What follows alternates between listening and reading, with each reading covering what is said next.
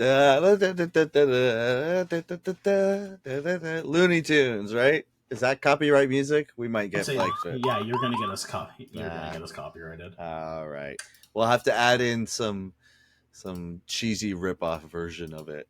It'll be cartoon crazy guys. Cartoon Crazy Guys is actually the name of a show I'm developing. It's four neighbors who constantly have a rivalry of whose better lawn looks better. So they're constantly fucking up each other's lawn and like doing what they can to make their lawn and entering their lawns in competitions. And you know, it tune in. It gets wild.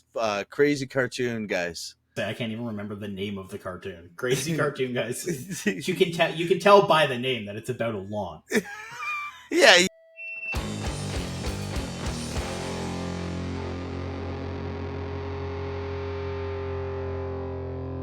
Welcome back, Bannock folks. You're tuned into another episode of Bannockdotes, the podcast that holds it down for the underground sound here in Ontario, Canada. I'm here with my co-host Tyler. How you doing? Yeah. It sounded like you were about to say, I'm with my hero, Tyler. I'm here with my personal hero, Tyler. Yeah. Like always, make sure you're following us on Instagram. It's a free website. You could sign up if you don't have an account. Just check us out at Bannockdotes, just BANDECDOTES. And like always, give this video a like. And subscribe to the channel. It's good stuff. It's free. Everything's free. You don't have to do anything. You don't have to sweat it. Just do it. Yeah, today we have a bunch of local releases like we always do. We're going to jump into some music news.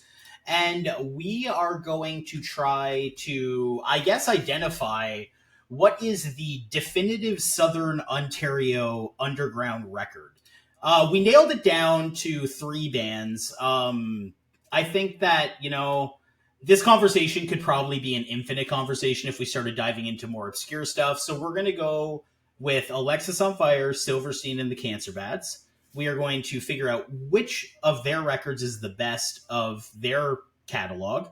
And then we are going to rank those records against each other to find out what is the definitive Southern Ontario underground, heavy punk, hardcore adjacent record. And I just want to maybe extend a little bit why we picked these 3 bands. These are 3 bands that are actually still very active, putting records out constantly. That was something that we wanted to keep in the discussion. There's lots of other bands that we can throw out there. Of course, we can recognize Dead and Divine. Of course, we can recognize the Holly Springs Disasters. But we're talking about the definitive records, and it's just important to us that these bands are active because it still kind of says something about the longevity of being part of the definitive Southern Ontario sound.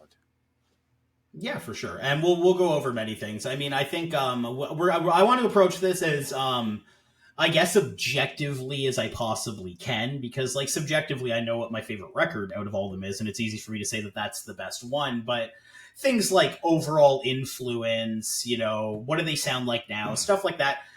We'll get into all of that. But first,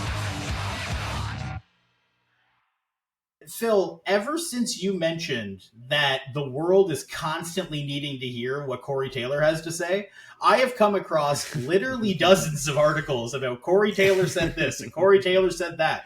And Corey Taylor thinks that blue cheese isn't as good as yogurt and fuck all else. So you were doggone dead right about that. I can't believe how often it's like Corey Taylor said that the singer of this band is not left-handed. And I'm like, what the fuck are you guys talking about? Yeah. It's like Blabbermouth and Pitchfork, or not Pitchfork, but it's like Blabbermouth and Metal Sucks. All these people are just on speed dial. Like, Corey. I feel bad for the guy. They're constantly. He must always be in an interview. Like he's constantly being interviewed, and he's probably being asked the dumbest shit because that's how we're getting these articles. Like that. Like, of course he doesn't like AI. Like, why would a guy like that like AI? Like, of course. Corey Taylor hasn't heard of Olivia Rodrigo. Yeah, exactly. Yeah.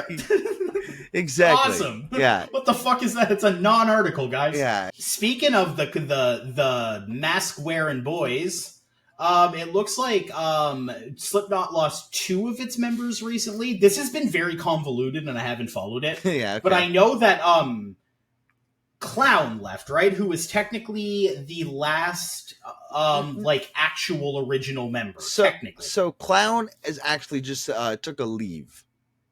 Okay. See, he because something is going on with his wife. His wife is sick. I think that's all. Oh, that's sad. I think that's all we know with the public right now. But they're one of their original members, Craig, who is like the pinhead guy, who does all the synth and like sounds with them.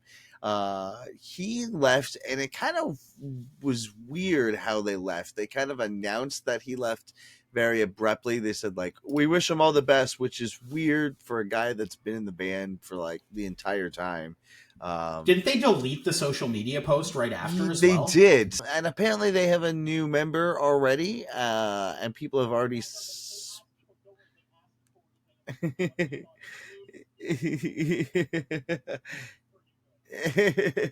Yeah. And he hinted that he'd been in the band for a while, so this is doesn't sound like it's new news for the band itself, but it's just new news for the public. Next up on the docket, we have what we got: Metalocalypse, which is our favorite band, Death Clock. They're putting out fucking. I think they're going on tour with Baby Metal, and they've got Okay. a new movie coming out. I think a new Mm-hmm. season, all sorts of good things coming out with the Brendan Small camp.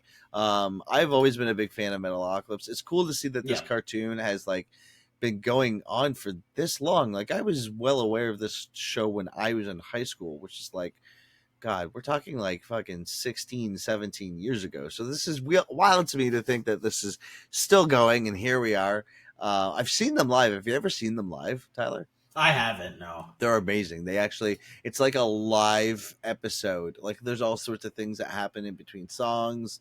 What I really enjoyed about seeing them live, and this was just a very very subtle detail that I enjoyed, was the people who were actually like the roadies of the band came out in the clocketeers with the like the executioner masks, like the people Okay. who work for Death Clock actually were working for Death Clock as they were setting up the show. Like it was, I thought that was a brilliant and very subtle thing that if you didn't pick up on, you probably wouldn't have thought of too much about it. But yeah, here we are again. Good for this. This is great. This is awesome that a cartoon and bands has gotten this big, and they're playing with Baby Metal, which is like one of the their fucking Baby Metal is huge. Yeah, I remember this, and like if you remember Sons of Butcher had like that cartoon too. Yep. And yeah, it's like I think this is like basically like the closest that like death metal's ever going to get to being like an actual like mainstream thing, right? It's like Metalocalypse, and like it's kind of crazy. Now like it's weird to think about. I could see Metalocalypse existing now, but it's crazy that like instead of like Netflix or something like that, like they got picked up by like MTV or like something like that, like a massive studio Mm-hmm. to help them produce like a crazy niche show. Yeah. Like Yeah. like such a weird level to entry, but I mean I think it's probably responsible for so many people just like casually, you know, at least being able to just hear like a blast beat and growling, you know, and immediately getting turned off from it. And yeah, I didn't follow the show too closely, but every time like an episode was on, like I always like really enjoyed it. I can only imagine that this show has probably inspired several bands. Yeah, they're it's the gorillas of black metal. Yeah, that's a cool way to put it. So always exciting to see news stuff coming from them. Always good to see that.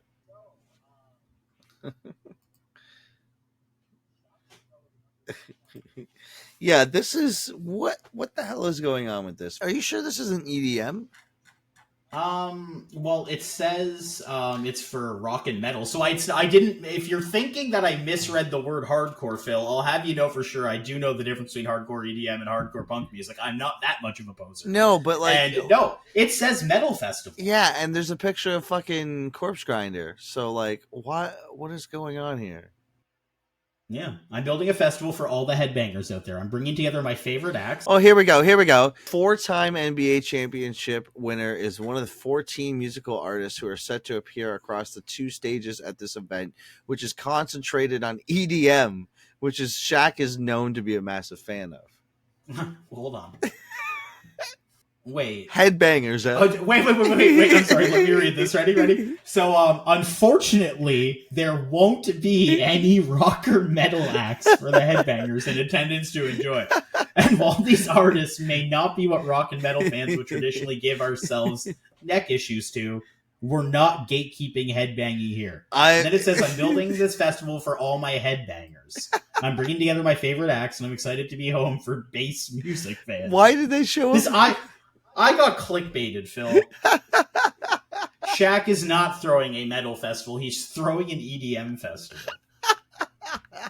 Have you ever seen the videos of Shaq and his like family in the kitchen, and they'll like dub it with like terror songs and stuff? Yeah. All right. Well, to make up for this moment, guys, we're throwing one of those on screen for you right now.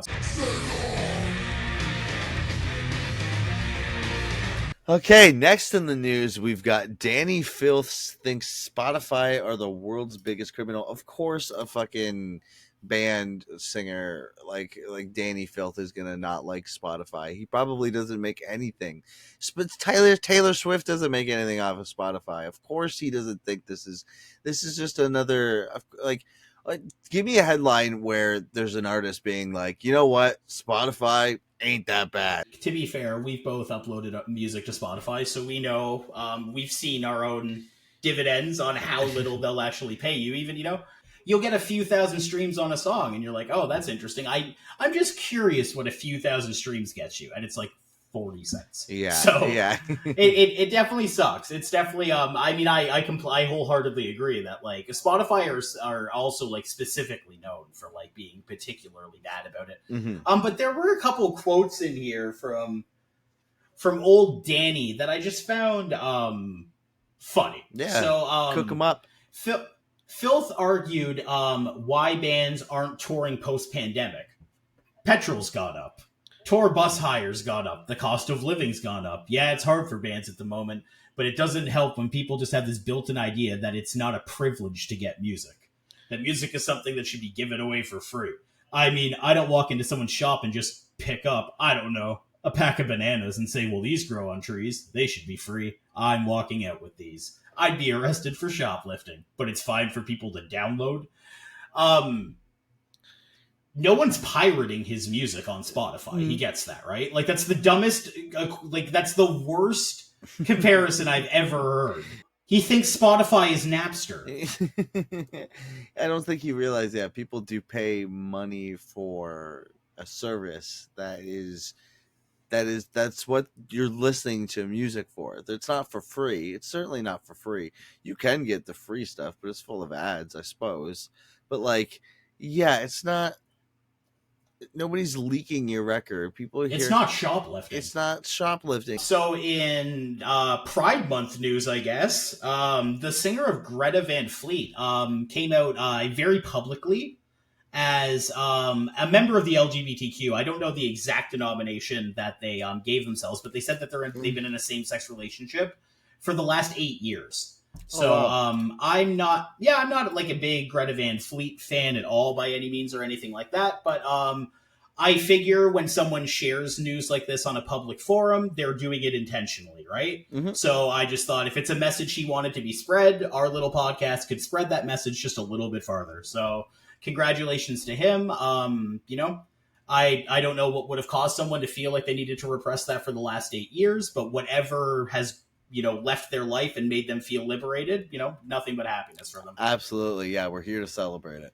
Speaking of celebration, Biohazard's original lineup is playing a show in New York.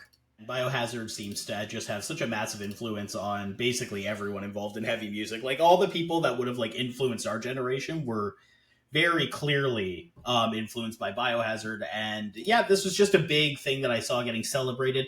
I feel like I read, it looks like they're not, I don't know if they're 100% sure if they're going to be making any new music or anything like that, but it looks like they're at least playing the show, so that could be a step in the right direction. It'd be interesting to hear a Biohazard record in 2023, especially with, again, the amount of like droney and like stonery influence they've had. But yeah, fans of Biohazard, if you can make it over, well, no, it's already happened. So fans of Biohazard, if you have a time machine, you can go back to June 16th, get your ass to New York, and you can see the original lineup of Biohazard, which has got to be worth like 20, 30 hardcore credit points.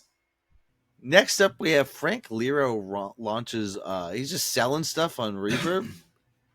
Yeah, it's actually kind of cool. I don't know how much of it's still up, but yeah, he basically went on Reverb and he's selling a bunch of the stuff that they used on the recordings for the Black Parade. Cool. Old guitars, old amps. It's really cool. I'm sure it's like super expensive. Does it all go to a good cause? I imagine that's what's going on here. I don't see anything about it being a charitable donation. Now, I know that everyone in this band had some pretty horrendous drug addictions, so that might have maybe Frank actually needs the money. Here we go. Maybe after clearing out all my money for the most fucking middest show that I've ever seen, he needs another fucking pocket full of cash. Oh my god. Okay, so Code Orange announces Code's World. Code's World. Yeah, well, guess what? Vane FM, Madball, Wrist Meets Razor, Gridiron's playing. Like, it's actually a really 200 cool pain, show. stab wounds. Stab wounds, yeah, like, it's absolutely nuts. The flyer looks fun. And did you hear the 2 newest Code Orange songs? I did. I thought they were really safe songs for Code Orange. I was a big fan of Underneath.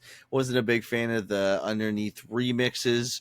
I didn't love Out for Blood when they put that single out, but this I thought was an okay Code Orange song. I didn't think it was amazing. I didn't think it was the worst song. Yeah, Code Orange, this is awesome. This is a fucking huge bill happening in their hometown of Pittsburgh, Pennsylvania. Got a massive lineup. There's a few bands on this bill that I haven't actually. I want to point out that there are 3 bands on this bill with the word pain in their name. And but there's a couple of them that I haven't heard before, so I can only imagine that they're still trying to gas up some of the smaller bands that they've been seen or played with. Knock Loose put out some new singles. Did you get a chance to listen to these songs? Hell yeah. Did you check them out? Yeah. This band is always doing things interesting with this genre. And for a long time, I actually didn't care for this band until I saw them live. And once I saw them live, actually, it made everything clicked. I saw the crowd reaction. I saw everything work. And I was like, a new level of appreciation has been unlocked for this band for me. And ever since I've moved forward, and I know I think there's some discourse. I don't think a lot of people love their last full length record that they put out, which is the different shade of blue, I believe. Oh, I like that one. I like that record too. I've actually always thought since their Laughing Tracks, they've always managed to one up their records with this new EP that they've recently put out. I think it's not too new. I think they put out last year with the handful of songs, the concept album. So they're always just leveling up their game. And again, this is it's good to see that this band is getting so. And then, again, this band played Coachella. This is awesome. This is great to see that. Not only that, this band played Coachella and then dropped 2 of the heaviest tracks they've ever put out right after. Yeah, really. So, that's not something you'd expect a band to do. Right. Yeah, I know. So typically one would play Coachella and then really soften up their sound, but no, why would they? And the videos were directed and edited by the singer as well. Cool. So I thought, I really liked the video. I thought, or I guess both videos, they kind of run into each other. I really like the, there's a ambiguous story to it. You know what I mean? They get captured and stuff. Right. I know it's cheesy, but I really, really like the knocked loose motherfucker mosh call. Yeah. It's just it just reeks of confidence in themselves right now.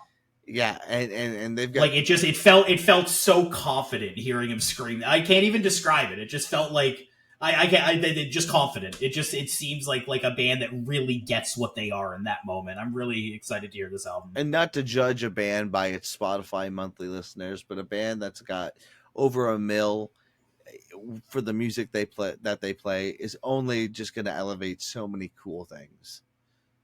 Yeah, no, and I've always been a fan of this band. I remember people saying that like some of their like earlier releases, or even like I have like a really strong attachment to some of their earlier stuff, and like it's even lyrically like songs like All My Friends and like stuff like that. And I've heard people say that those are like some of like the corniest hardcore lyrics they've ever heard. You're right. My guy, you have not had traumatic life experiences if you can't listen to a song like All My Friends and not like relate to that just hopeless feeling of being surrounded by toxic people in a toxic environment and just like and being hedonistic. Like, I don't know, that Knocked Loose deserves all of their success and more. I love these new singles.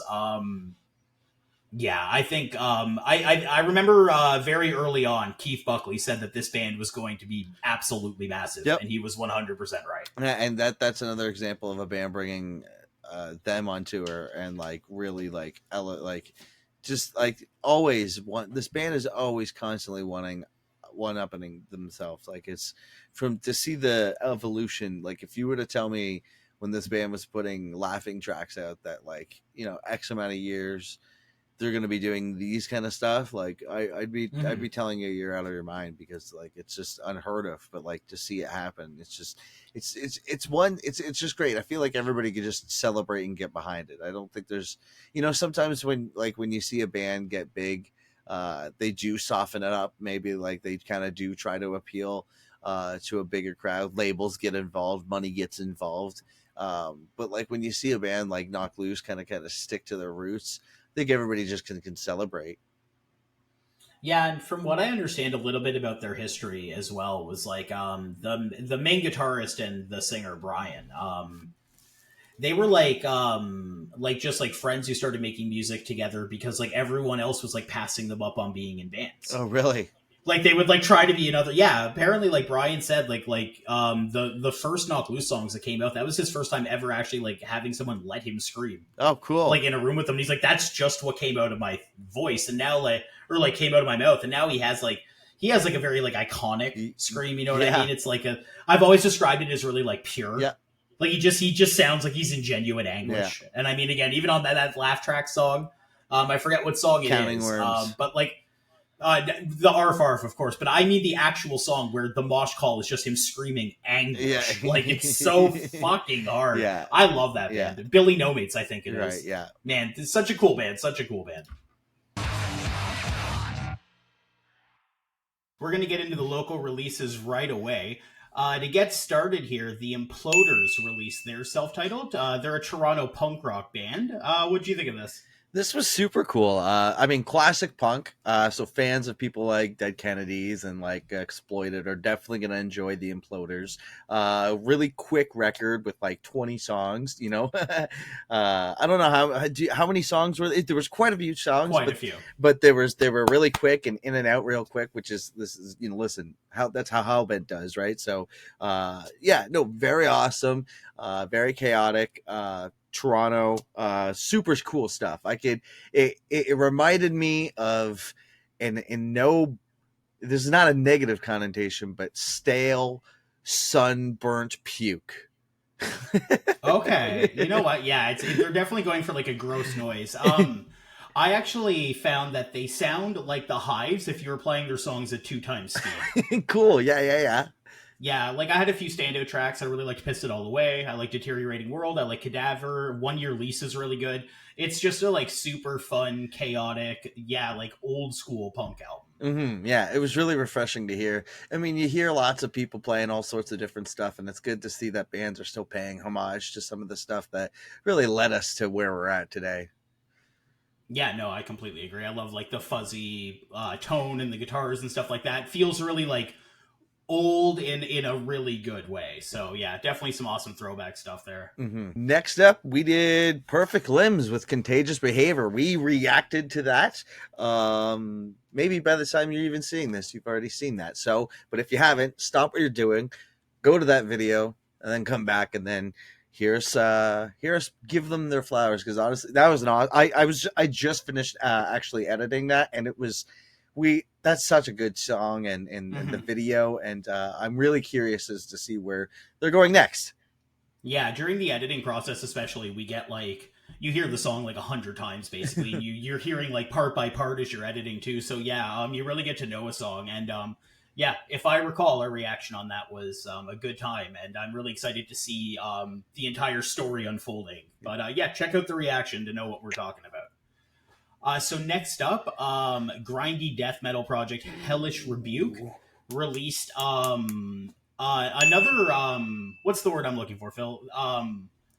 Single. A yeah, no, they released a single, of course, but they released a very ambitious single coming in at like almost Yes. 8 minutes. Their first EP had some pretty long tracks on it as well.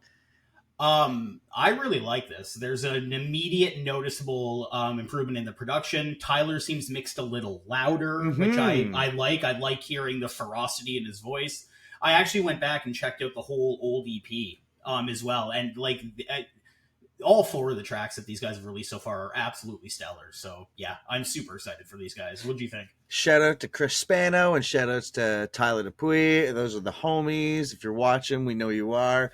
Love the new stuff. This is awesome. First of all, it sounds amazing. The production on this sounded Mm-hmm. great coming out of my car. Um, yeah, it's really drawn out death metal, with like these long tracks, but like the guitar work is so well. And you know what? This is a bit of a first, and I've never really heard Tyler do kind of like highs before. He's doing highs, and throughout all the bands that I've ever heard him in, he's kind of always got this like really cool low going for him, and Mm-hmm. to hear him do these cool highs, it's just I don't I don't know if he's done that kind of stuff before, and if he has, like I apologize for misspeaking, but like it was really I paid attention to that, and I was like, oh shit, that's fucking Tyler, that's awesome. Yeah, no, he I'm sure he had. He's been in a slew of bands over the course of I think the last like 15 years. Like he's kind of like a veteran of the scene too in a way. Yep. He's been in and out of a lot of bands. And yeah, no, his vocals were really present on this, and a lot of the lead work reminded me of that like self-titled Between the Buried and the album, like their very first one. Like Ooh. I find like whatever scale that the guitarist here is using, it just reminds me of Between the Buried and Me when they start to go a little more jammy and a little less heavy. But this song keeps such a heavy momentum the whole Hmm. time too. Like it's atmospheric and it's deathy, but they want you to mosh for sure. Like the slam parts are very very apparent. It's very easy to recognize when those parts are coming up. Yeah, it's just I like big ambitious tracks like that. It's really hard to keep my attention for honestly, like the shorter the better a lot of the time with me in music. So when I like a 7 or 8 minute song, that's awesome. Yeah. So Next up, we have Northwalk with their EP Steadfast. This was, to the bone, fucking hardcore. Fans of Terror, fans of Hatebreed, fans of Madball are definitely going to like this. They're Quebecois. I think they're from Trois Rivières. I know I've definitely touched base with, I think their singer came out to the Hellbent track or show that we played out there, and we caught up a bit, so glad that they put this EP out. They just did a run with Rust, I believe, nice. celebrating this EP. Super fun. Yeah, of course, this is great. I love that, classic hardcore. We're getting a lot of classic stuff so far, and this is like to the definition. No jazz, no sprinkles. This is just meat and potatoes hardcore, and get into it or get out. Yeah, no, this was it immediately reminded me of the band Thick as Blood. Oh Their yeah. that one release that had like Raising Hell on it. Yeah. All those tracks. Like I was obsessed with that album for so long. It just everything about it, the ferocity of the guitars and the vocals. There's got to be something in the water in Quebec because like there is just like a constant supply of like bands that like genuinely surprise me how good they are. And this was just another band where like I saw them on the list and I threw them on and I just immediately loved every single track that they had. Vocalist sounds massive, sounds pissed off. I'm dubbing them the penultimate bonjour core band. It's funny that you say that there's something in the water, because like they've been known for their tech death. They've been known for their deathcore, and now it seems like there's a huge wave of hardcore coming out of Montreal with like bands like Deadbolt, Category 514, and Northwalk. This is great to see. I love it. Keep it coming. Next up, we have well into black and beatdown group Mindswell released a single. It's big, it's atmospheric, it's crushing. It reminds me of the band Black Tongue and other bands that just embrace, the slow and the sludge. Again, vocalist just sounds like he's 50 feet tall. What'd you think? Yeah, this is a great new track from Mindswell. They're also the homies. Dakota, he is, I gotta say, if you've never seen Mindswell live, you gotta see them live, because not only do they replicate the songs well. My favorite thing about Mindswell is Dakota and his stage banter in between songs. He's very unapologetically himself. He's kind of like, "Hey, what song we playing next?" Kind of like, he's very laid back, and as someone who's pretty almost like creates a script for himself before every show, it's really interesting and fun to see that, like, someone who's just kind of relaxed with it. But yeah, this song was super cool. This is a brand new single from them. I'm glad to hear that they're still doing it. They're playing lots of shows around here, and yeah, this is a super heavy. Fans of like Acacia Strain and like, yeah, Black Tongue came to mind. Really crushing, just like buildings falling, like you said before. Yeah, no, this to me it kind of sounds like an intro track. Yeah, the way it goes from like atmospheric into just like like just a slower and slower breakdown as it goes through. So I'm assuming with most singles it's a lead up to at least an EP or something like that. So I wouldn't be surprised if this ended up being a intro track on something coming up. But it's super sick. It's very clearly meant for the pit. So I concur. This is a band to see live. Next up, we have J-O-Day with their singles Nest of Veins and Katiga 166. This band is super cool. Sinner had a chance to play with them earlier this year. They're great folks. The three of them, they just jam this. This is super cool, super proggy. I love where this is going. Instrumental band, super cool. It's hard to describe a song when you don't have like a vocalist to kind of like reference points of it. But if very prog metal, but like, yeah, for fans of like, Between the Buried and Me, could get into it for sure. Yeah, great. This is super cool. Melodic, great way to keep it going. Yeah, again, it reminds me of when a band like Between the Buried and Me just stops everything and goes into their jam sessions for like 2 or 3 minutes at a time. Yeah. They play a lot of the what I can only call evil circus scales. Yes. And a lot of like those stop and goes like that, like stuff like that. And again, I think you might have the same sort of issue, but as like someone as vocalists, I guess I'm not in a band specifically necessarily, but anyways, as vocalists, it can be hard to listen to an instrumental without just starting to kind of like write stuff in your head and focusing on that. Yep. But yeah, there's a lot of dynamics in this. Yeah, this is just really cool stuff. And I think this is the type of thing that I think really translates live a lot better as well.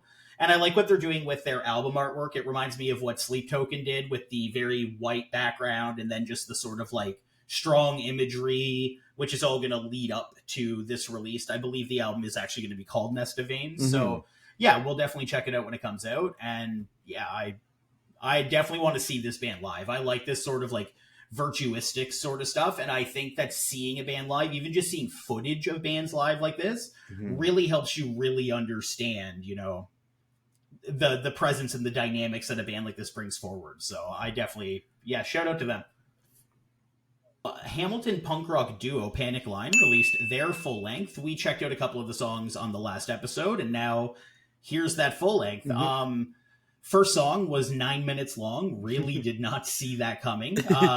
Very ambitious. I think they landed it. This is an interesting band. It's really hard to nail down like what genre this is, other than just like having sort of a punk rock mentality behind what they're writing. It reminds me of maybe Polar Bear Club, like maybe Transit. I don't know. There's like shoegazy parts. It's really different on a track by track basis, I find. So yeah, I don't know. What do you think? This was something I picked up from this record, and take this how you will. This is not a dig, but the vocalist reminded me of the singer from Dillinger. What's his name? He's in Better Lovers now. Yeah. Uh, Um, Greg. Greg. Oh my God, Greg Puciato. Yeah. Greg Puciato. I Puciato. so it was cool to hear those kind of vocals in like a setting where it wasn't like, that where I'm kind of used to hearing that. So yeah, this was an interesting record. I like that. That's a good way to describe it. It was like track by track would switch it up a bit and all sorts of stuff. Yeah, no, I liked it. Again, it just reminds me. I didn't realize they were a duo, so that makes it Oh, I interesting didn't know too. that either. And yeah, I kept trying to point like where I thought the vocalist might be getting inspiration from, and I think you're right. I think it is that sort of Greg like power nasal singing, for lack of a better word, which I really do enjoy. And I like bands that have like sort of not that they do this too much, but like wall of sound parts and shoegazy parts and super reverbed out like reverbed parts. Mm-hmm.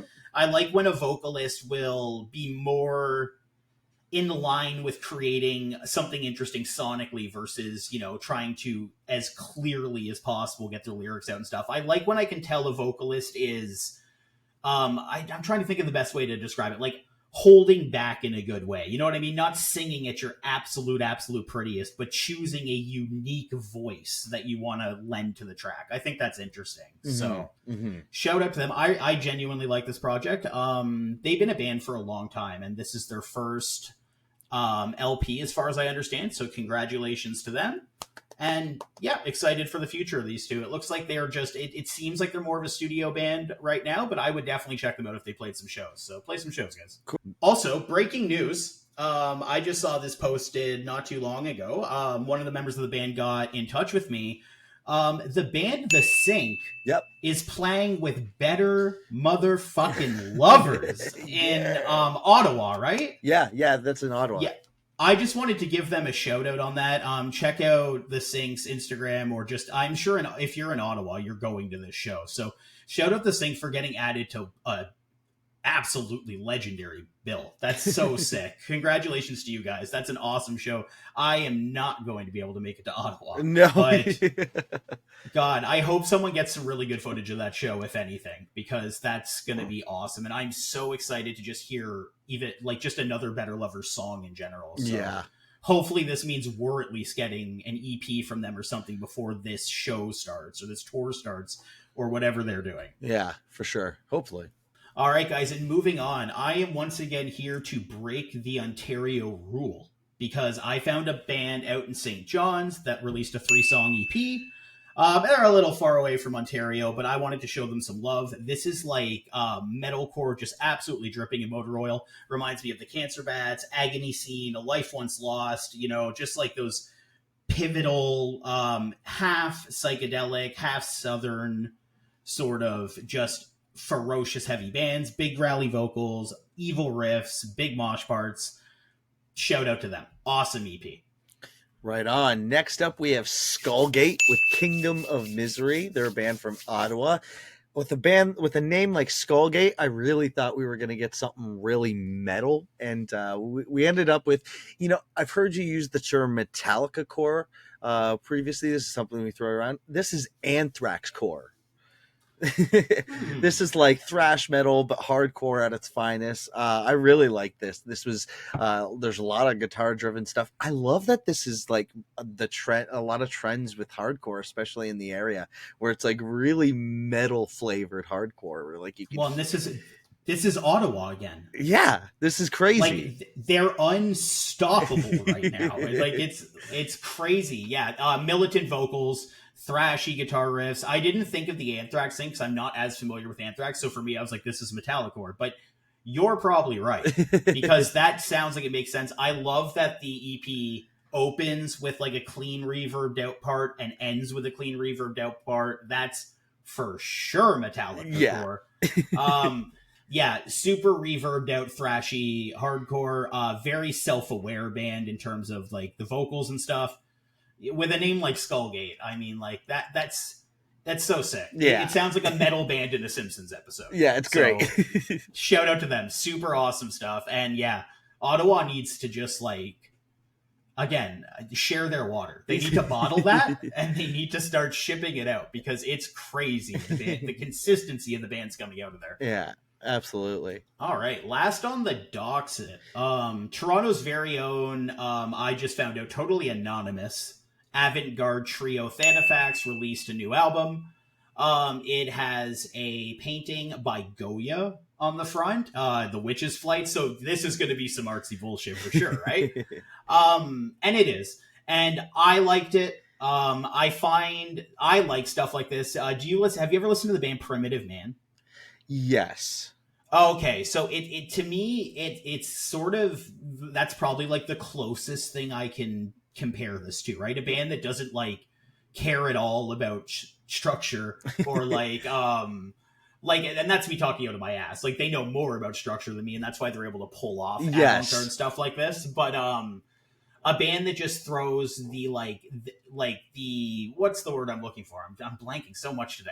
A band that takes like the typical structures you would find in music and like takes like the book on how to write like a metal song and just throws it out the window and does whatever the fuck they want. Yeah, this was an interesting release. This was cool to hear that this is coming out of Toronto, because I've never heard this band before. This was very avant-garde. There was some interesting parts going on with this. I got some little Full of Hell flavors too, because like Full of Hell is very known for, I mean, I think they even have a split with Primitive Man where just chaos, do, yeah. Right? People, fans of Death Heaven are definitely going to love this band. That's 100% sure. It's like that black metal avant-garde. Super cool to hear, actually. Not something I normally listen to, but it definitely is very atmospheric and can take you to a place where you're going like, this is just chaos. It kind of emulates chaos really well. It's chaos really well. Yeah, no. I find this the more interesting stuff on this record is when things kind of like go to like the middle, slower passages, and it sounds like the instruments are like melting almost, like the way they're like going into like lower scales and stuff. Yeah, and I mean, what's really, really cool as well is Anthony Fantano, the internet's most successful music nerd, actually reviewed them a couple weeks ago, and he gave them an 8 out of 10. He was wearing the yellow flannel, so I'm sure the amount of traffic that's going to bring to them is well-earned, well-deserved, and yeah, that's awesome. So check out his review as well if you want to get, someone who knows a lot more about... I don't even know the word to describe what I don't know, and he'll know. I don't know. I don't always agree with his stuff, but I definitely check out his channel a lot just to find a lot of stuff that really wouldn't come on my radar otherwise. And I like to give everything, as much of a chance as possible. I've really opened my musical gates in the last few years. We reviewed a country album on here not too long ago, so we are the Ebert and Roper of music. You heard it here first. And actually, I had a chance to jam Pity Case with their latest record that came out, their EP. Self-titled Pity Case. This was super cool. This was giving me lots of post-hardcore vibes. This was very kind of reminded me of The Bled, but just with way more breakdowns, just like heavies and spamming ones and twos once in a while. But like it would get to that singy, like whiny kind of, like not whiny, that sounds like it's but like that nasally kind of singing, and with just those like really big choruses. There was some really cool singing in it, scrams, like and screamo influence was involved with it. Yeah, really cool. Check out Pity Case with their EP, their self-titled EP. I'm definitely going to do that if they sound like The Bled with more breakdowns. That's high praise. So getting into the main topic here. There's a few bands on here because I do think that there is an argument to be made for a couple other albums. You know what? Let's work backwards from here because I want to see if there's any other variables we're going to need to take care of. So, Phil, if I was to ask you, off the top of your head, without giving it too much thought, what would you say is the best Cancer Bats record? Best Cancer Bats record? Yeah. Ooh, Dead Set on Living. Okay. Okay, so you don't think it's Hail Destroyer? Oh. No. It might be Hail Destroyer. It might be Right. Hail Destroyer. And we can go song for song because Hail Destroyer is a I really, really special album. yeah, that's a record that's like I think it's a flawless record. Like It comes close because when I was re-listening to it today, the songs that I forgot were on that record that really, really impressed me were Sorceress, yeah, yeah. which is just such a pissed off song. I'd love to know who specifically that song is about. And I was re-listening to Smiling Politely, and I kept hearing like the yelpy vocals, and I was like, "Fuck, who is that? Who is that?" And then I remembered it's Ben fucking Kowalowitz, Yeah, and dude. it sounds Smiling Politely is such an evil sounding song. Like, Maybe I have a special connection with Dead Set on Living because like I remember seeing them when that record came out. I bought the record at the show. I got the DVD with it. And okay, like I'm not I'm sure I don't know if you're familiar with this, but of course, uh they're good friends with Matty Matheson.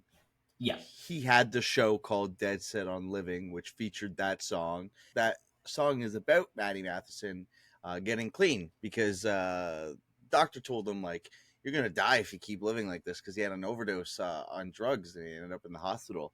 And they said, mm-hmm. and he told himself like, no, I'm not gonna let that happen. I'm dead set on living. This is what I'm gonna do. And what my favorite part about that record is if you open up the inside, there's like this like image for every song. There's like this image that you can see so that like if you have a favorite song, you could technically get that tattooed on you.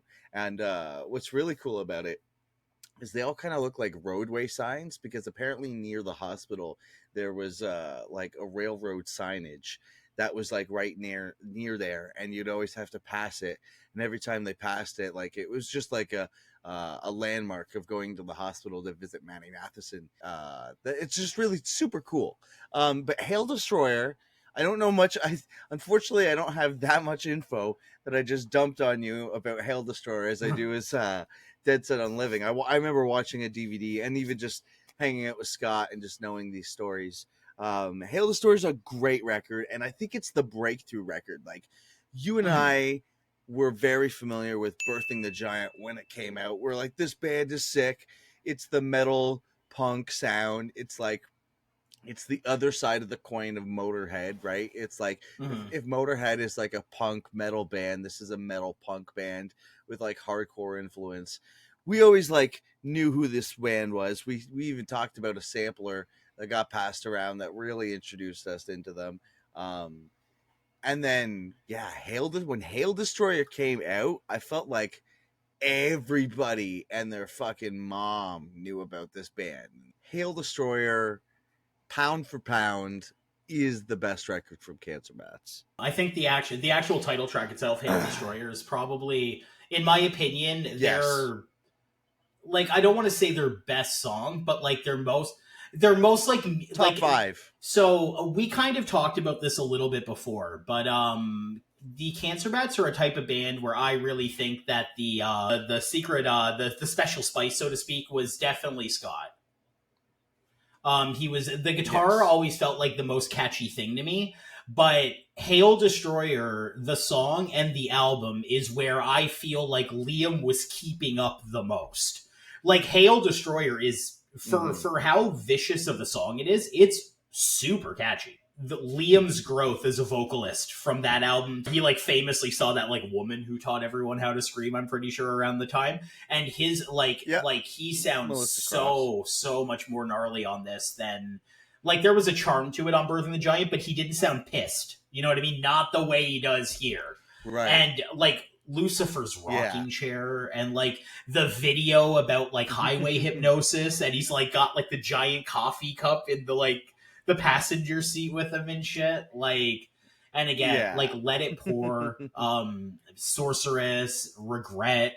This album's like crazy. Now I thought you were just gonna say Hail Destroyer, so I didn't think I'd be willing to hear. The thing is, for me, I actually don't have that much context for Dead Set on Living, because I think by the time that album came out, I was already like I had heard like Whitechapel, and I was like, oh no, like it's like everything changed after that. Like once I like realized how heavy bands could actually get. And I also think that the Cancer Bats, I think you'll know what I'm talking about.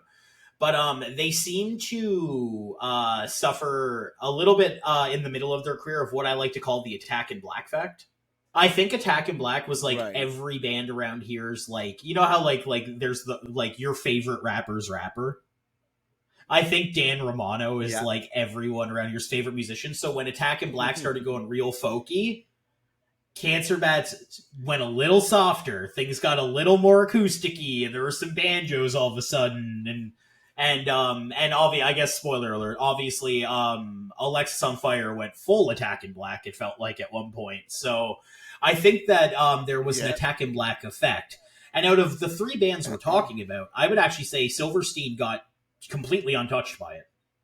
Just totally didn't happen at all with them. They just stayed in their lane. No. So but I do, so I think, for my own personal ranking, I definitely think that Hail Destroyer is sort of the penultimate album for them.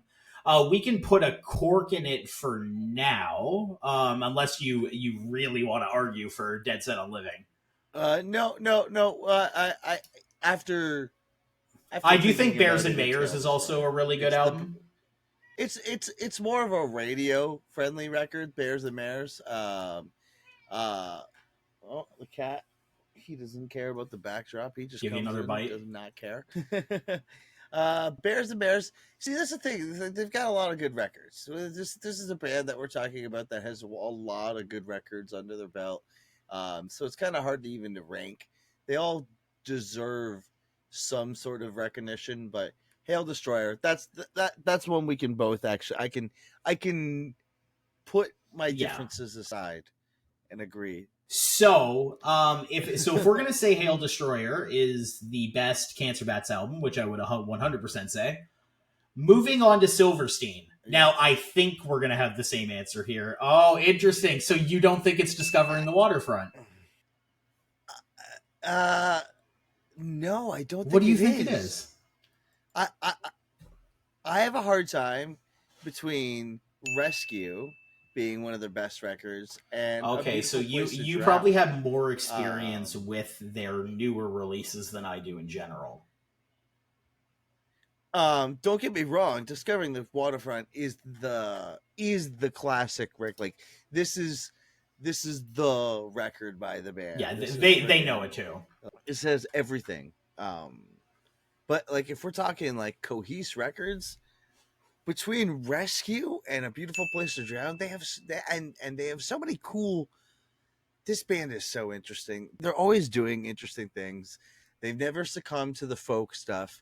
They've always kind of just gone a little bit more pop punk. That's where they're really ended up these days. They're still very much an emo band, but like they have a lot of that pop punk catchiness in their new music nowadays.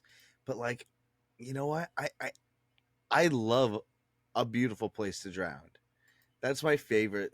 I think I'm gonna give it to. That's my favorite record. Now, so culturally, would you say we'd have to give it to Discovering the Waterfront, right? Like that's the one that gets like it's our 5-year anniversary, it's our 10-year anniversary, it's our 15-year anniversary of it. To go from Your Sword Versus My Dagger into Smiling Your Sleep, which is one of my favorite songs by them of all time. Ides of March, which is one of my favorite soft songs by them of all time. Fist Wrapped in Blood is so here's the thing about Silverstein. Their heavier songs haven't aged as well as their non-heavy stuff, because heavy stuff, you know what I mean? Like there's just bands like Fist Wrapped in Blood didn't age the way that Ides of March did, or even Smiling Your Sleep did. But like My Heroine, and dude, you're not gonna give it up for Call It Karma. Blame it on the weather. Yeah. The song Already Dead. I mean, culturally speaking, it was a strong record. I thought it was going to be cringier going back. I thought I was like, oh, here we go. Like I'm probably going to like be kind of have like secondhand embarrassment. Not at all. No, it that's actually, I'll give you credit to. It's a record Tasteful, yeah. that aged well. Like, it was like, if we're talking about a lot of the emo stuff, looking back at it, like, you know, I'm not quite sure if Ohio is for Lovers, or what was Oh, it, Hawthorne Heights. I'm not sure if that record really Yeah, necessarily aged well, as long as, you know, um, I that's love fair. A Beautiful Place to Drown. That's a record that came out in 2020, and you know what? I a part of me also feels like this band didn't get to celebrate this record as much as, I think this came out in January or February of 2020, right before the pandemic. So, like, they didn't get to actually play any, like, they didn't get to Right. tour this record. Like, by the time that they get to tour again, they already have, especially a band like Silverstein. I actually think they have a full, I think they have a new A record out, relatively like, one from already. Yeah, 2022, they yeah, have which a I listened to today. well, yeah, that's super cool. Actually, I haven't listened to this record. Um, but see, like, by the time that they were touring again, this is the record that they were playing and touring. So, like, I didn't think they get to celebrate this record. And a part of me, it's such a, it's super catchy. It celebrates. Sure, it's not the classic. And this is a record that's, like, this is a band that's been around since 2000. So, like, this band has been around Yeah. for 23 years. Um, to say that their best record 20 years into their discography is a bold statement. I will give you that.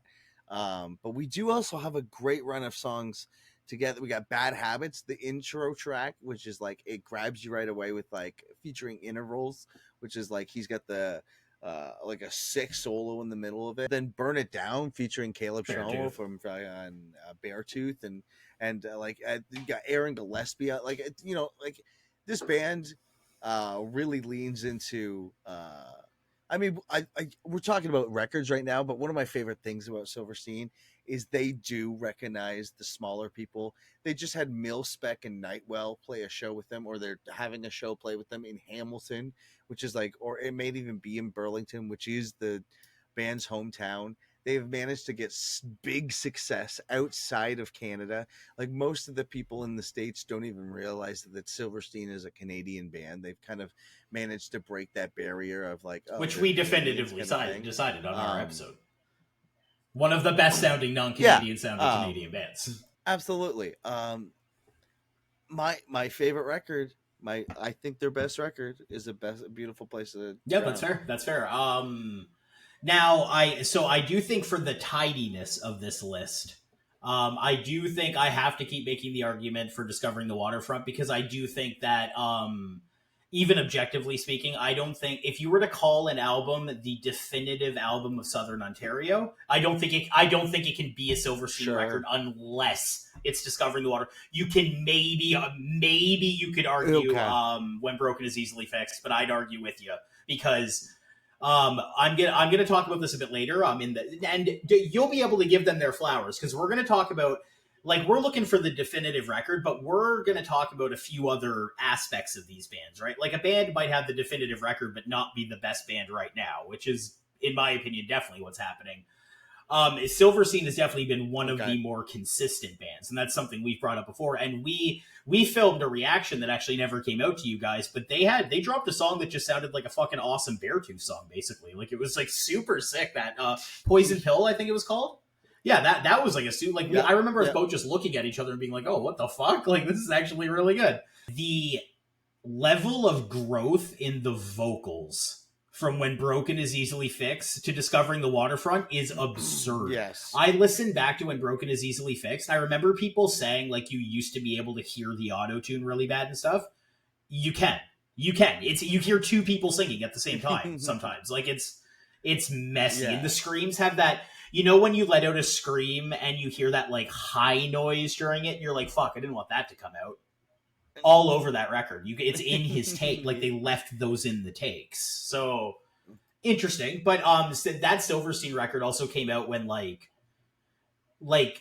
there really wasn't like a blueprint on how to do this. Like, they're like, you didn't have 25 years of emo screamers to emulate. Like, I remember Silverstein specifically saying, like, we want to sound like a mix of like At the Gates and like the Get Up Kids. And when you listen to their first record, I get it. It actually makes sense to me when you don't have a foundation for metalcore at the time. Totally makes sense. Yeah, yeah, and a band I think like Silverstein has kept a very Mm-hmm. cohesive lineup almost their entire career. I think they've had one major guitar change in the last 20 years since They they had a put bit of these a band, records out. like a boy band Um, effect too. I feel like girls I grew up with were like, I love the drummer, I yes, love the bassist, or no, Shane's the cutest one. Like I remember that being such like an oddly big thing for that band. yes, yes, and they were always kind of they did the thing that we talked about, the Every Time I Die, the Kill Switch Engage. I think they put out a very Mhm. funny DVD of them. I think they're Yeah, funny dudes to watch. And, I mean, Shane's got his own yeah, podcast, and yeah, so sorry if we're gonna not to get off the topic, but if the definitive Southern Ontario record, if we're gonna pin one from the Silverstein catalog, it is going. I will agree with you.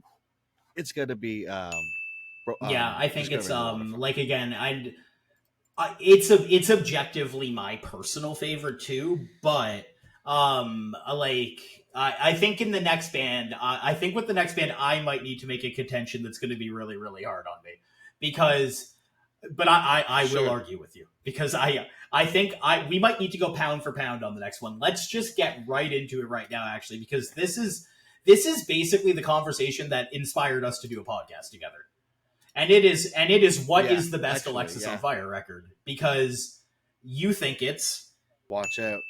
and I think that makes a lot of sense, but you're wrong, and it's Crisis.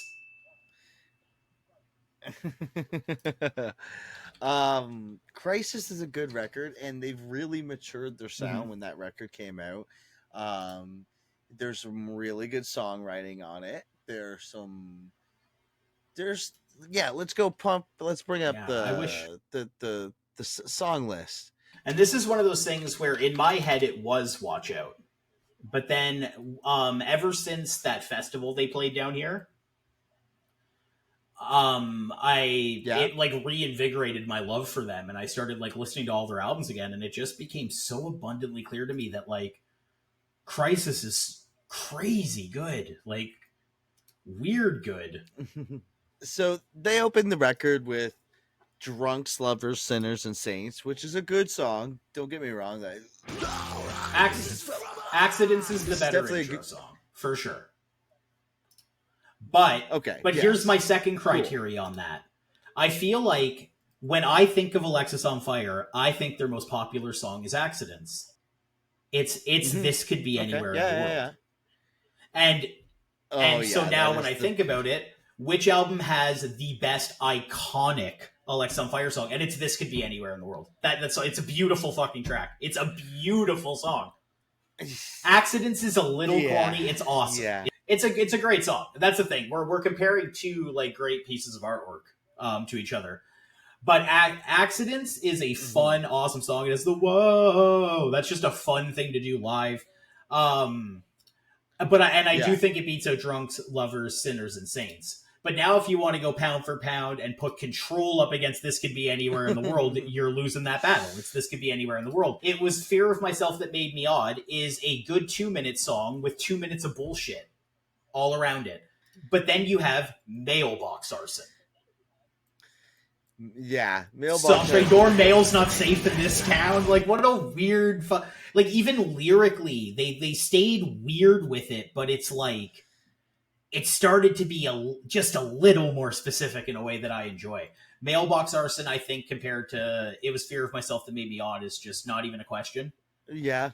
Okay, And I'll give you now, that one. Sidewalks When She Walks, great song. Just to kill you with so So right, yeah, yeah, yeah. No, Boiled Frogs. Boiled Frogs is one of my favorite Alexis on Fire songs of all time. It's super relatable. It's one of those songs that just has that like all of their albums have like one song that feels like super punk. Like on Yeah. the self-titled, it's Water Wings. Yeah. This is And, the Water Wings of this record. and you know what? This something special. I will give you this. Um, when Alexisonfire was really active during this time, uh, they always when they put out Watch Out, the song Get Fighted was like the first featured song Mhm.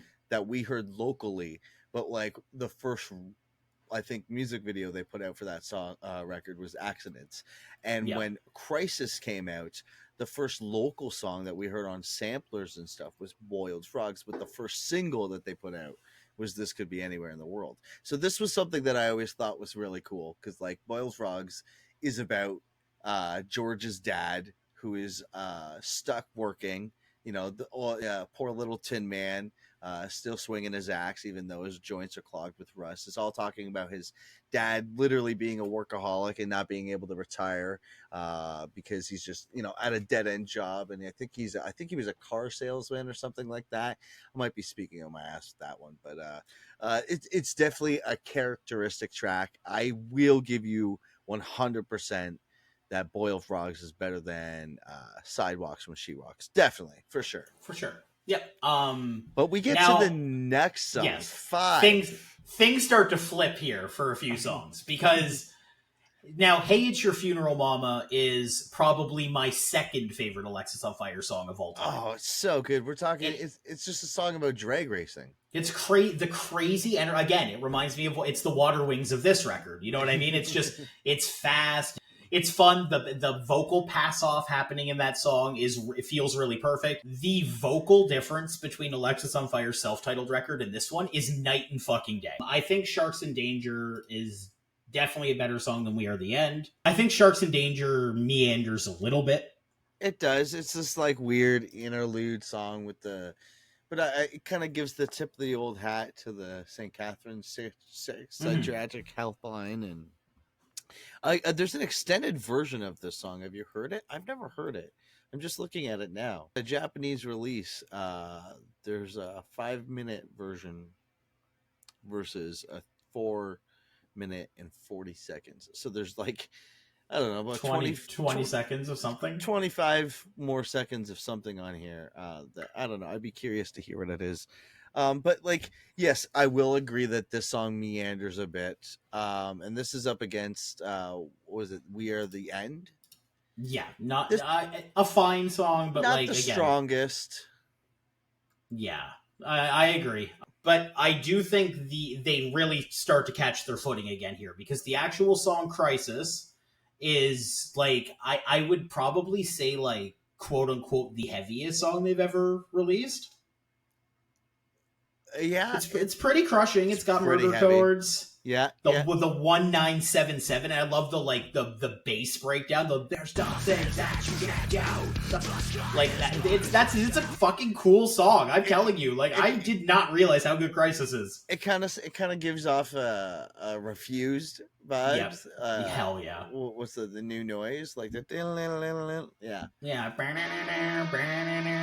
Mm-hmm. Yeah, no, it's super cool. And then, man, Keep It On Wax. That yeah, Keep It On Wax is a good song. It's about the former drummer, which I think is a little petty, a little saucy and petty of them. When they would play the song live, they would say that Jesse died in an avalanche.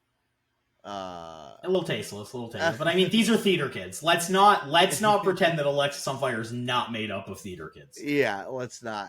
Yeah, when they first were playing shows, their shows were kind of like Halloween parties. They would just wear costumes. It didn't matter what the costumes were. They would just wear costumes, and then more people started showing up wearing costumes. And then by the time that they really kind of got there, everyone was just showing up and wearing costumes. Like there wasn't rhyme or reason. It wasn't like it was a theme to it. But yeah, I mean, White Devil though. I mean, White Devil, the song about blow. Like, I mean, so here's the thing, and we did pass over That Girl Possessed, which is also a really cool song. Yes. Okay, so here's I think a good way of differentiating these albums. I think I would say That Girl Possessed and White Devil are the quote unquote heaviest songs on Watch Out.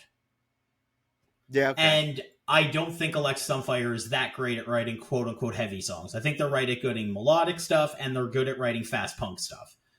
So as much as I like That Girl Possessed and I like White Devil, White Devil, especially lyrically, it's just like a little more subtlety. I think would have went a long way in the lyrics to that. Yeah. And especially again, Keep It on Wax. A little petty, a little, but it doesn't change the fact that It's a the catchy lyrics song. to the yeah, and it's one of the catchiest hooks I think they've ever actually written, and the Yeah. hook is Wade, right? Uh, Times changing. Oh yeah, yeah. and He's like the Dallas just does the sort pre-chorus. of Yeah. I think the mix of voices on Crisis is the best of the three for sure. They really utilize everyone in the best way. I can't argue that. There's no arguing that. Now, here's a hard one. Get Fighted and To a Friend. To a friend. Yeah. No, Get Fighted for sure. Yeah, Get Fighted is really like, again, it's a little corny. This shit is not about pants, but it's actually a really good message too. Especially like, I think that problem in music has only gotten worse. The idea of imagery, like now Yep. you don't even have to be a musician; you just have to be like a successful TikToker. You know what I Yeah. mean? So like, literally everything is about how you look at this point. Like it is kind of, refreshing to see the writing that was on the walls before. Cause I remember like even back then there was sort of like this idea of like, you would overlook a talented guitarist to get the swoopy haired pretty boy in your band who doesn't know what the fuck he's doing instead. Yeah. I've been there. Yeah. So like,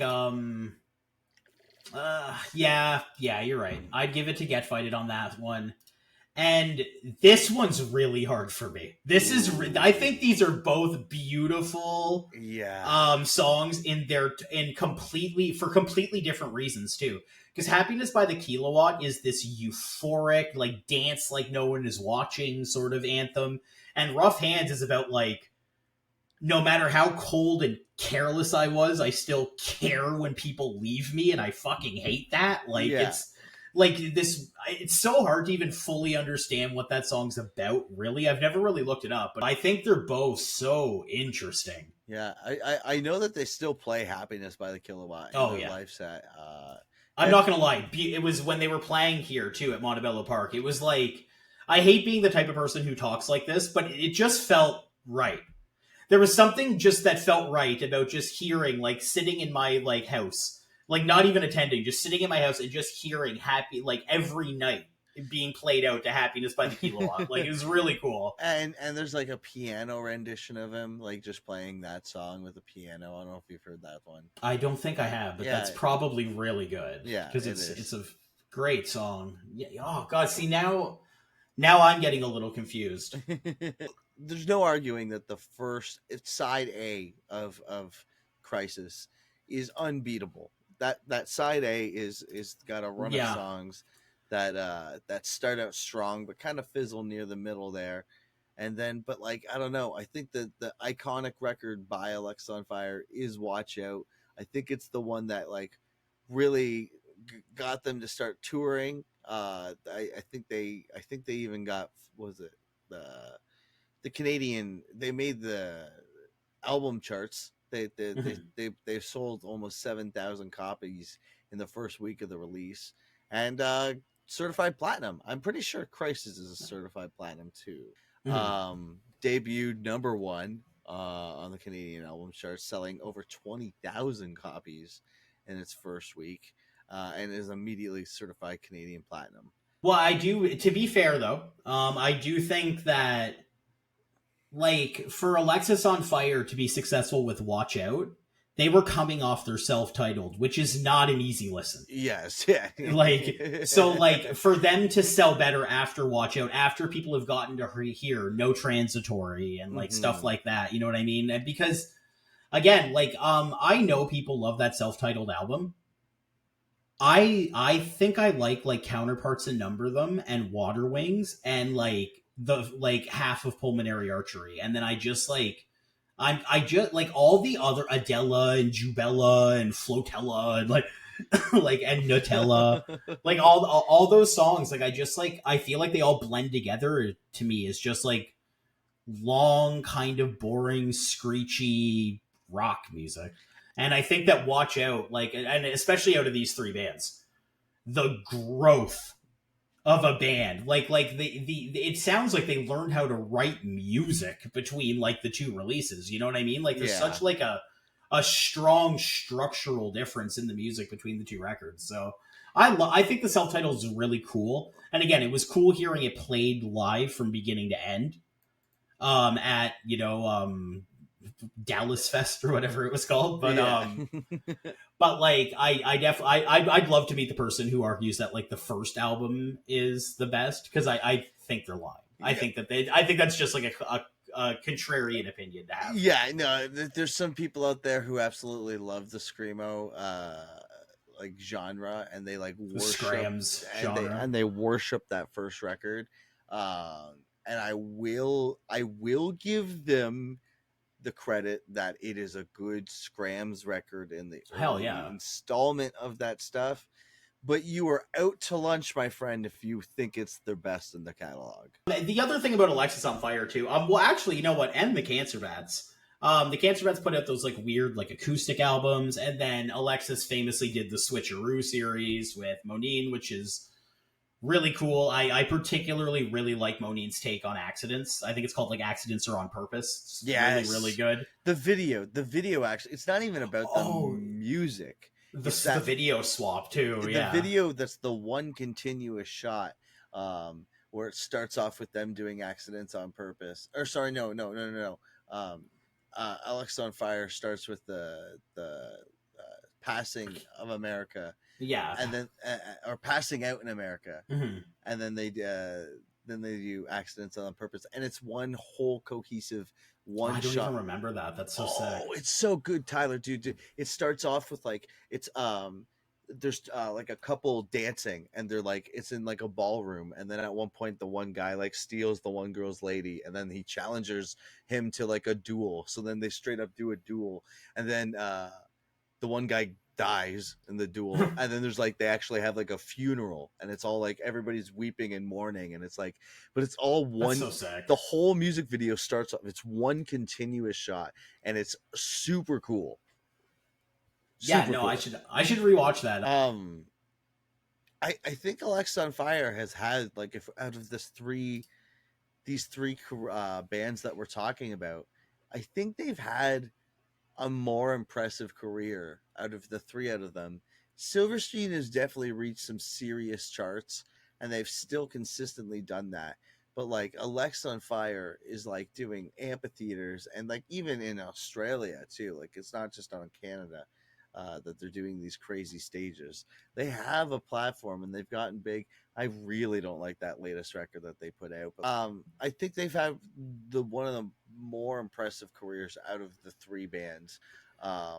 It's hard. So I think for sure, if we had to rank, and that was actually the next thing I want to get into, and we'll mix these two together, because I want to talk about like their career and their influentiality. That's a word I just created, so let's get that going. But their ability to influence, because I think in the overall music scene, when we look at like the bands that came after, I feel like we found there were 100 bands that sounded like Silverstein, and we never really got like another like Alexis again. And I would kind of argue we've never really gotten a Cancer Bats again, not in the way that they did it. And that new Cancer Bats album, I tried to give it a chance today with a really, really open mind, and it's just not the same. I always thought it was weird that the first single that they released after they don't play with their straight edge member anymore is called Lonely Bong, which I think it's about Mikey, their drummer, being stuck in Winnipeg during COVID, and all he did was smoke weed. So like he was smoking his lonely bong. Yeah. Well, yeah, the lyric, like a lonely bong, I need some buds. Yeah. Like basically the idea. And especially being like a good friend of Scott, obviously I have a biased opinion moving with the band forward. But like, I mean, they toured with Stevis from The Chariot for quite a bit. Mm-hmm. He's not in the band, I don't think, but you know, they're doing things still. It's interesting. It's just weird to think of a band like the Cancer Bats where like my favorite song by them on their first album And my favorite song by them, one of the first songs I ever heard, was 100 Grand Canyon. And the reason I liked it is because that song is fired out of a fucking cannon. Yeah. Like, it just fucking begins. And now that they're going down this slightly more stoner, sludgy rock thing, it just seems so antithetical to what they are. I think of them as this crazy straight edge, like Liam's like talking about, like, I'm not drunk, I just headbanged too much. And he's like, it looks all fucked up and just like these crazy ass fast as fuck riffs. You know what I mean? Like everything just like, I don't think they're a band that should slow down the tempo of what they're doing. And even the faster songs, it's just, I don't know. Scott, I'm telling you, Scott was the Colonel Secret Spice in that band.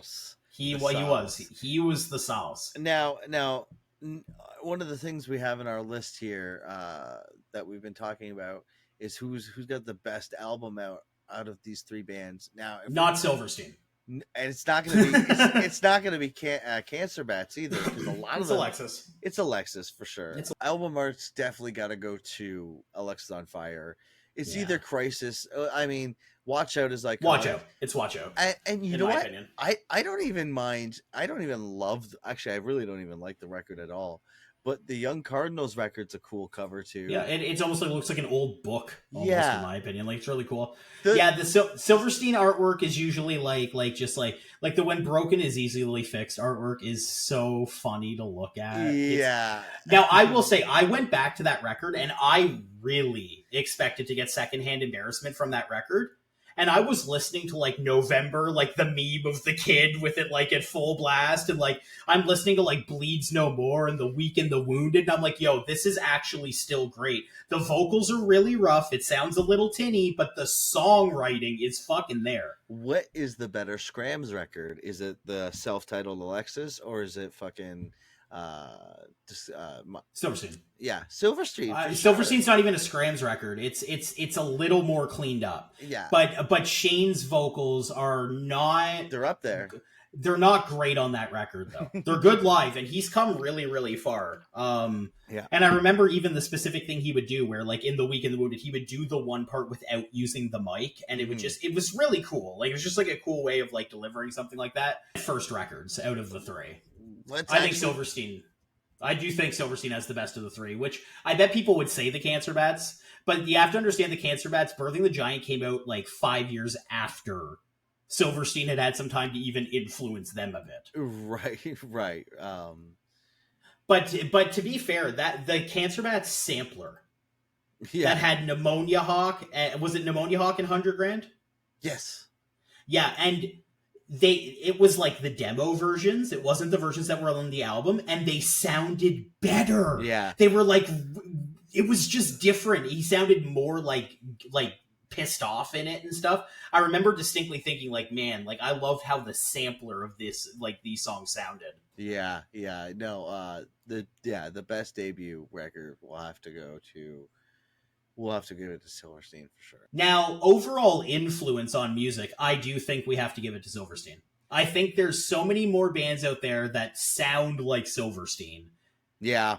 Now, that might be an easier thing to do because Silverstein kind of also sounds like Funeral for a Friend and like, you know what I mean? You can fit them into that post-hardcore box a little easier than Alexisonfire. Alexisonfire is like an art rock band with like punk elements, it feels like. Then out of these three, who has the best latest record?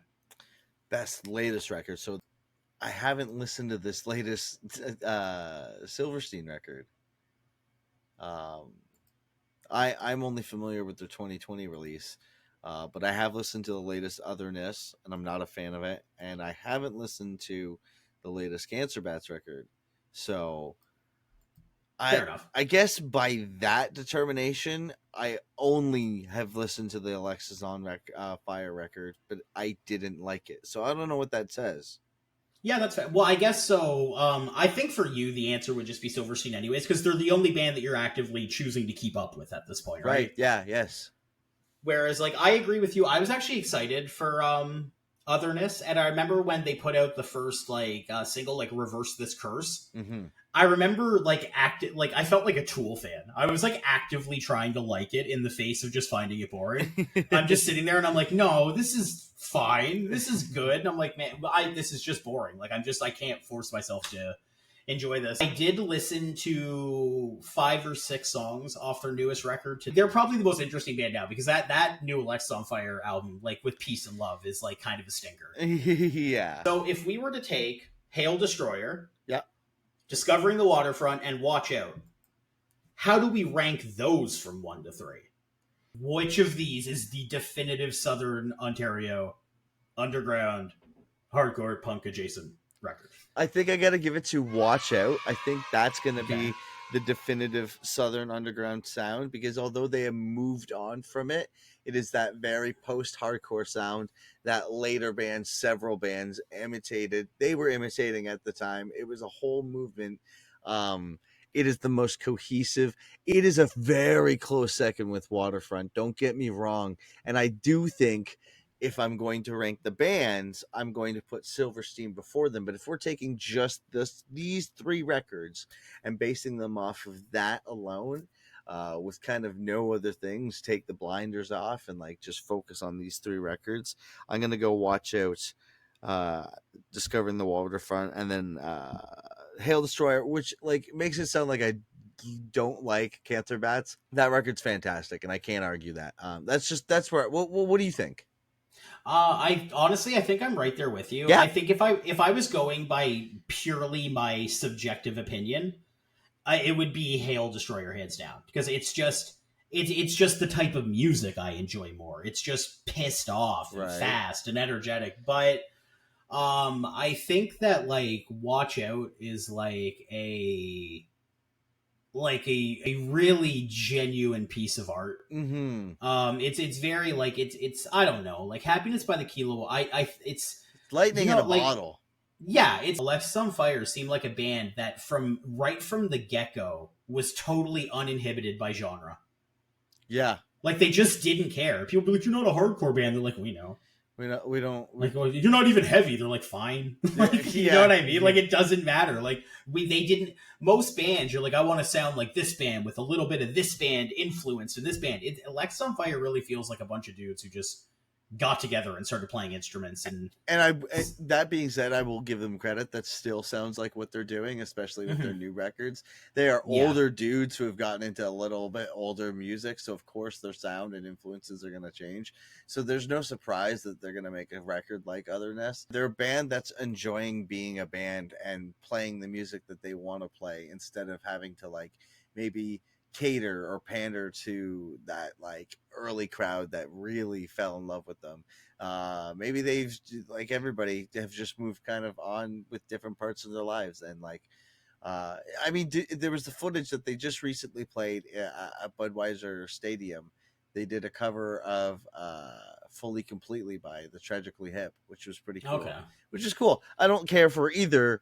Our favorite band on this show, the Tragically Hip. I don't care for Alexis doing a cover of Tragically Hip. This is something that I don't care for, but this is accessible at its finest, like and recognition at its finest, like you know what I mean.